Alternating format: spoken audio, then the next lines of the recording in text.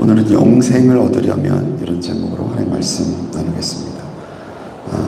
마태복음 6장을 계속 살피다가 갑자기 19장을 왜 하느냐 의아해 하시는 분들 계실 수 있는데, 이 본문은 지난 금요일 저녁에 저희가 금요 집회 때 나눴던 본문입니다. 그때 말씀이 확실하게 정리가 잘 안 된 것 같아가지고 좀 마무리를 오늘 짓는 마음으로 말씀을 좀 더 살펴야 되겠다 생각해서 이 본문을 정했습니다. 오늘 제가 드리려는 말씀이 다른 목사님들과 좀 신학적으로 다를 수 있습니다. 그렇지만 저는 칼빈주의나 루터주의, 보수 복음주의 전통에서 전하고 있는 그 메시지가 나름 한계를 가지고 있다 이렇게 생각을 하는 사람이고요. 가끔 보면 목사님들 가운데 루터가 해석한 성경이 최고의 해석이다 이렇게 생각하는 분들, 혹은 칼빈주의가 세계 최고의 해석이다 이렇게 생각하는 분들이 계신데, 사실 저는 그 오래된 분들이 훌륭한 업적을 남겼지만 21세기를 살아가는 그리스도인들은 그분들이 남긴 유산을 토대로 해서, 그 영적인 유산을 토대로 해서 더 그 성경적인 하나님의 뜻에 가까운 해석을 찾아가려고 하는데 노력을 기울여야 된다. 그래서 신학도 발전이 있어야 된다 이렇게 생각을 합니다. 그런 의미에서 우리가 성경을 좀 보면 좀 다르게 보일 수도 있는데, 저는 이것이 성경적인 해석이라고 생각을 하고 오늘 여러분에게 말씀을 드리는 것입니다. 저도 한때 젊었을 때 신학교 초년생 때는 루터주의, 칼빈주의가 정리해 놓은 그 신학적 사상의 근거에서 성경을 보는 것이 가장 성경적이고 옳은 것이라고 생각을 했는데, 한 30년 넘게 신학을 공부하다 보고 성경을 보다 보니까 그게 한계가 있구나. 나름대로 그분들도 위대한 업적을 남겼지만 부족한 부분이 있구나라는 생각을 갖게 되었습니다. 물론 저랑 다른 분들이 생각이 다를 수도 있겠습니다. 그런 어떤 생각을 먼저 가지시고 설교를 따라와 주시면 좋겠습니다. 오늘 부자 청년이 나오죠. 부자 청년이 나와서 예수님께 묻습니다. 무슨 선한 일을 하여야 영생을 얻으리까? 이렇게 묻습니다. 그러니까 예수님께서는 하나님 한 분 이외에는 선한 이가 없다 이렇게 말씀하시죠. 그러니까 하나님과 같이 선할 수 없는 인간은 선한 일을 행하는 것도 불가능하다고 이렇게 말씀하시는 걸까요?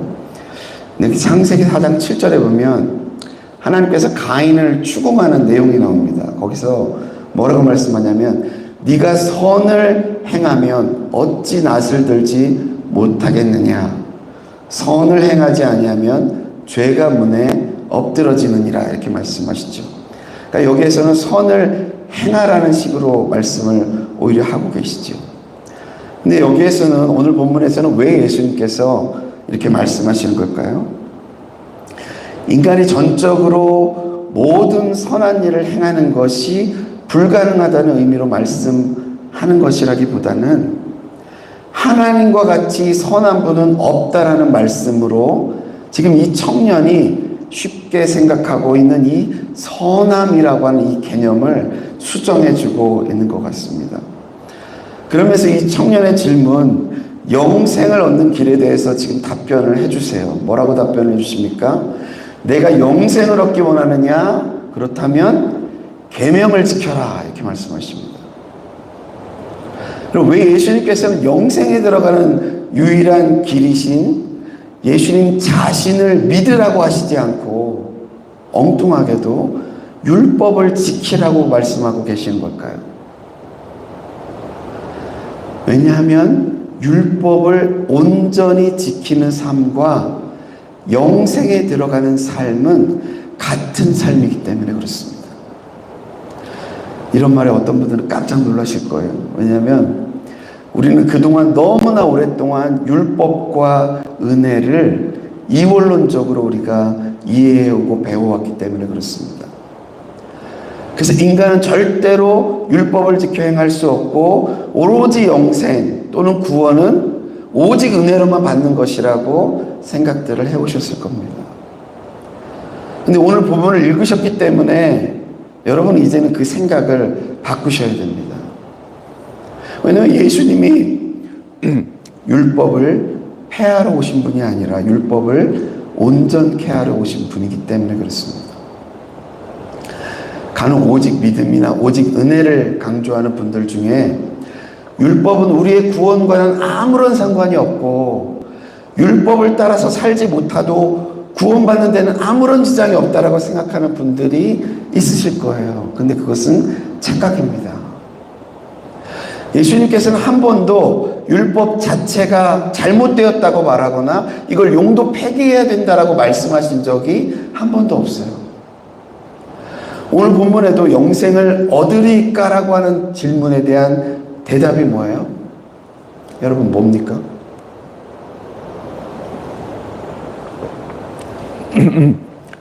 내가 어떻게 해야 영생을 얻으리까에 대한 대답이 뭐예요? 예수님의 대답이 계명을 지키라라고 말씀하고 있지 않습니까? 그런데 왜 오늘날은 그렇게 율법 없는 은혜로 또는 행함 없는 믿음으로 영생을 얻으려는 사람들이 그렇게 교회 안에 많을까요? 그래서 안타깝게도 성경을 오해하고 과도하게 은혜나 왜곡된 믿음을 강조해온 오늘날의 교회의 잘못된 교리의 역사와 함께합니다. 그리고 한편으로는 행함 없는 믿음이나 율법 없는 은혜의 종교가 훨씬 우리가 신앙생활하기에 편한 종교이기 때문이기도 할 것이에요.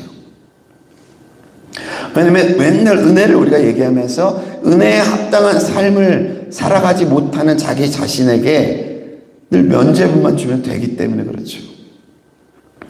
그러나 성경이 정말 우리에게 요구하는 삶이 그런 삶인가? 성경이 말씀하고 있는 하나님의 나라가 정말 그런 하나님의 나라일까? 그렇지 않습니다.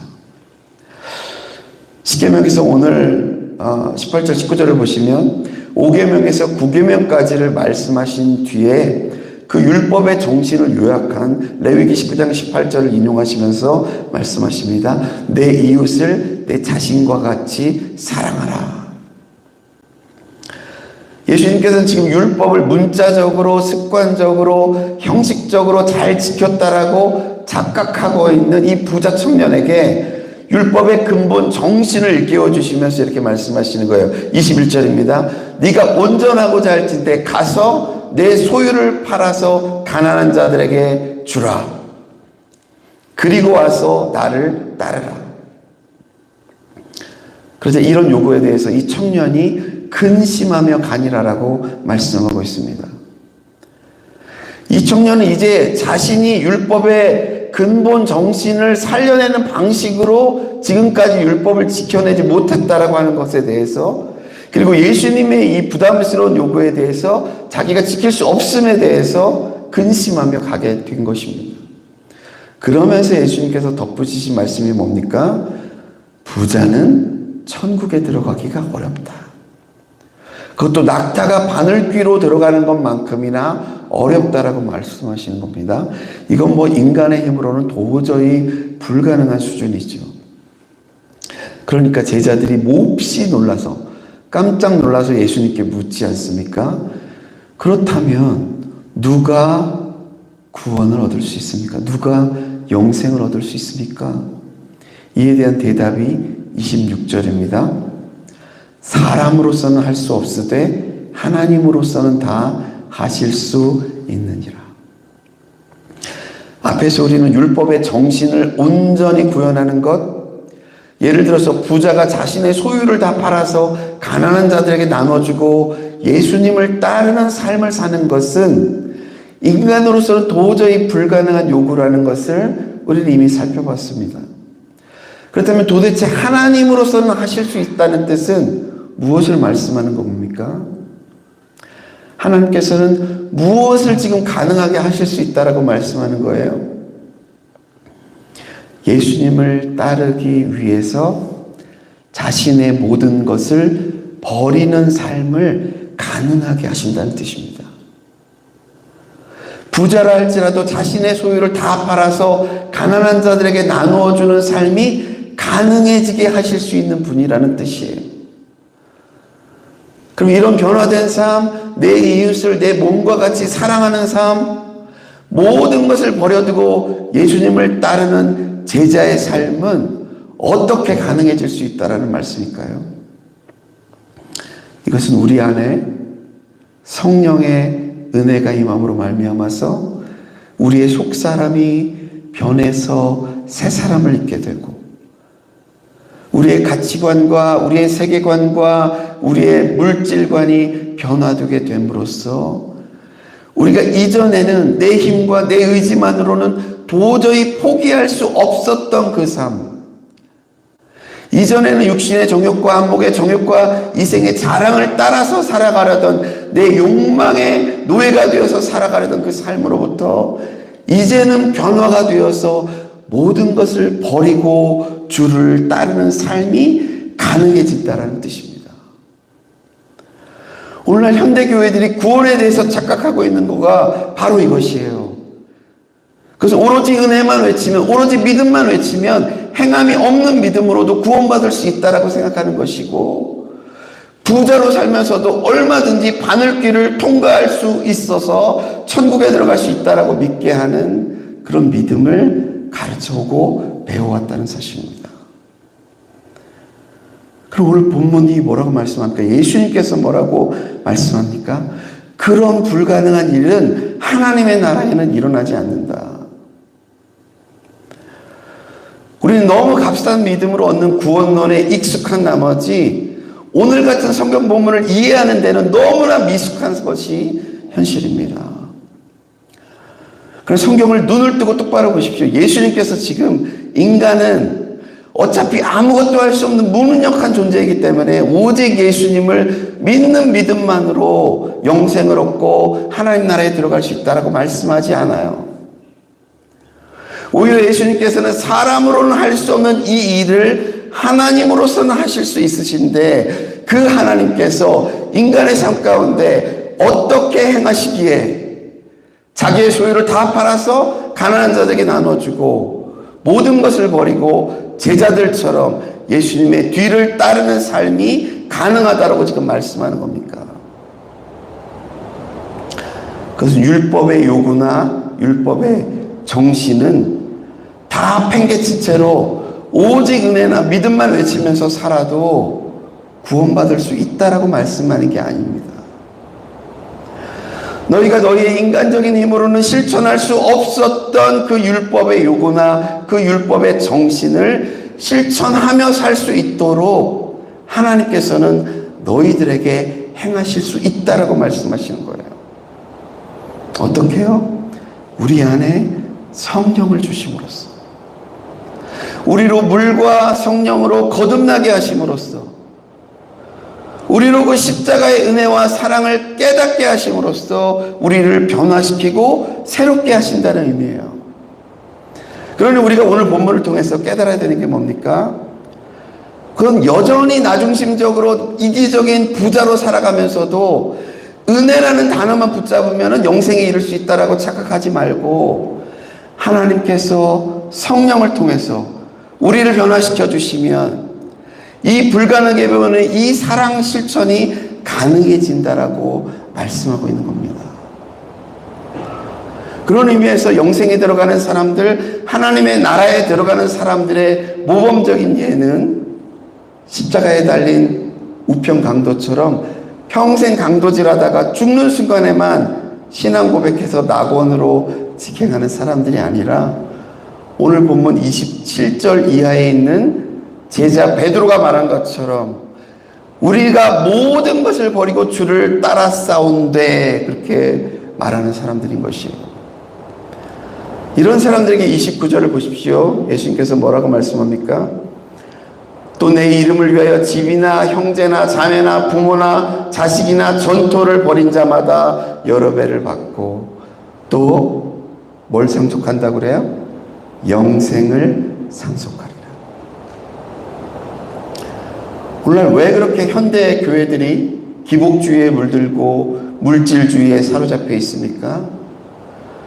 그는 이런 예수님께서 말씀하신 참된 하나님의 나라의 복음과 영생에 대해서는 무지하고 값싼 은혜만 붙잡고 가르치기 때문에 그렇습니다. 그런 의미에서 영생을 얻는 참된 그리스도인들이 누구냐? 매주 규칙적으로 기독교인으로서의 포즈를 취하면서 습관과 타성에 젖어 살아가면서 나는 선하고 나는 의로운 사람이라고 착각하는 사람들이 아니라 진정으로 그 마음으로부터 새롭게 함과 변화를 받아서 그 세계관과 물질관과 가치관이 변화된 사람들이 참된 그리스도인 것입니다. 어떤 사람들은 이런 삶이 부담스러우니까 애써서 또 신자와 제자를 또 분리해서 이해하려고 하는 사람들이 있어요. 그러니까 신자는 믿기만 하면 구원받는 것인데 거기에서 더 열심히 있는 사람들이나 제자가 되는 것이라고. 근데 오늘 성경은 분명히 말합니다. 영생을 상속할 사람들이 누구냐? 모든 것을 버리고 주를 따르는 제자들입니다. 예수님께서 이 부자 청년에게도 말씀하셨습니다. 내 소유를 다 팔아서 가난한 자들에게 주라. 그리고 와서 뭐 하랬어요? 나를 따르라. 내 제자가 되라는 뜻입니다. 여러분, 오늘날 어떤 기독교인이십니까? 많은 재물의 마음을 빼앗긴 채 살아가느라 사랑 실천을 못하는 종교인입니까? 아니면 율법의 정신을 따라서 살기로 결단하고 예수님의 뒤를 따르는 지저스 팔로워들입니까? 하나님께서 신구약 성경을 통틀어서 새롭게 만들어가기 원하셨던 하나님의 나라의 백성들, 참된 백성들은 어떤 사람들이냐면 새 언약 아래에서 성령을 그 마음에 부어주심으로써 그 마음으로부터 변화된 새로운 피조물들이에요.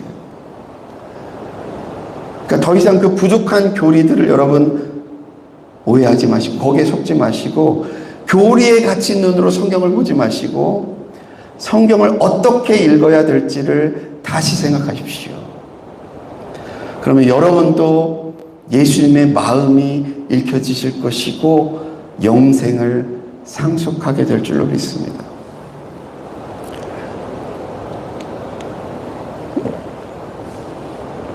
어떤 분들은 이런 말씀을 들으면 고민이 되실 거예요. 이웃을 내 몸과 같이 사랑하는 것도 다 좋고 내 소유를 다 팔아서 가난한 자들에게 나눠주는 것도 좋은데 도대체 우리같이 불완전한 인간들이 얼마나 사랑한다면 사랑할 수 있고 얼마나 나누어줘야 그러면 영생에 들어가는 제자들이 될 수 있느냐라고 말이죠. 그냥 예수님만 믿으면 천국에 간다라고 말해주면 안 되겠냐라고 말이죠. 저는 잭슨 폴락이라고 하는 유명한 화가의 말을 그 대답으로 대신하려고 합니다. 제가 정확히 기억하지는 못하겠지만 폴락의 그 자서전적인 영화를 제가 본 적이 있거든요. 근데 이 잭슨 폴락이라는 사람이 여러분 잘 아시겠지만 이 페인트를 흩어뿌리는 방식으로 유명한 화가입니다. 그래서 이분의 작품이 어마어마하게 유명해서 값이 어마어마하게 비싼 값에 팔려나가는 그런 유명한 화가예요. 어느 날 기자가 와가지고 인터뷰를 하면서 이 화가에게 물었습니다. 페인트를 흩어뿌리니까 이게 작품이 언제까지 뿌리다가 끝나야 작품이 끝나는지를 알 수 없으니까 궁금해서 물어보는 거예요. 당신의 작품이 완성되고 끝나는 시점을 어떻게 알 수 있습니까? 왜냐면 계속 페인트를 흩어뿌리니까 언제 멈춰야 될지를 모를 수도 있을 것 같아가지고 물어본 거죠. 이때 폴락의 대답이 아주 걸작입니다. 이 폴락이 이렇게 말합니다. 당신은 얼만큼 사랑을 하면 충분히 사랑했다라고 할 수 있습니까? 얼만큼 사랑을 하면 충분히 사랑했다고 생각해서 멈출 수가 있냐는 거예요.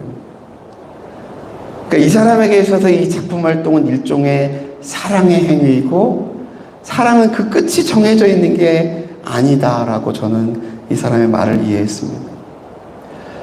예수님께서는 우리에게 얼마만큼 사랑을 실천하면 영생에 들어갈 수 있다라고 말씀하셨다라기보다는 그 영생에 들어가려는 천국 백성들은 이 땅에서 어떻게 살려고 하는 것이 최선인가를 말씀해 주심으로써 그 구원의 길을 보여주셨다라고 보는 것이 맞을 것입니다. 그렇기 때문에 물질을 다 팔아서 가난한 자들에게 나누어 주는 것이 불가능하다라고 우리가 말할 필요도 없고, 도대체 얼마나 팔아서 나눠줘야지 적당한 나눔이냐라고 물을 필요도 없습니다.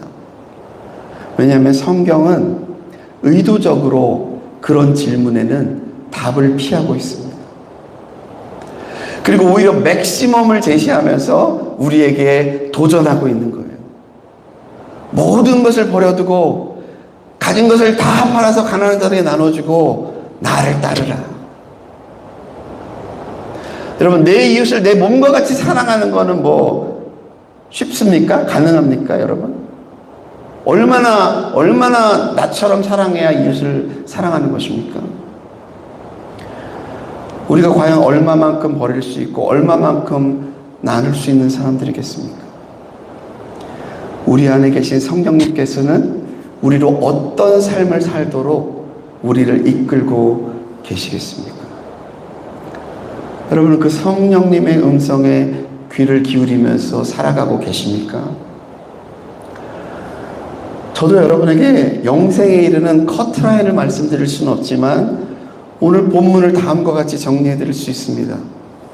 영생에 들어가는 길은 예수님의 제자가 되는 길이고, 제자들은 어떤 사람들이냐? 모든 것을 버려두고 자기를 부인하고 자기 십자가를 지고 주님이 걸어가신 길을 따라서 걷는 사람들입니다.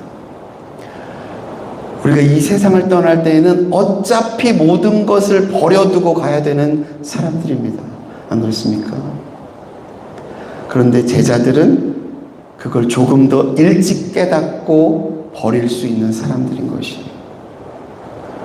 그 영생에 이르는 길을 조금 더 일찍 깨닫고 조금 더 자기를 일찍 부인하고 자기 자아를 십자가에 못 박는 사람이고, 이웃을 내 몸과 같이 사랑하는 일이 내 삶의 본질이고 내 삶의 내용이 되는 사람들인 것입니다.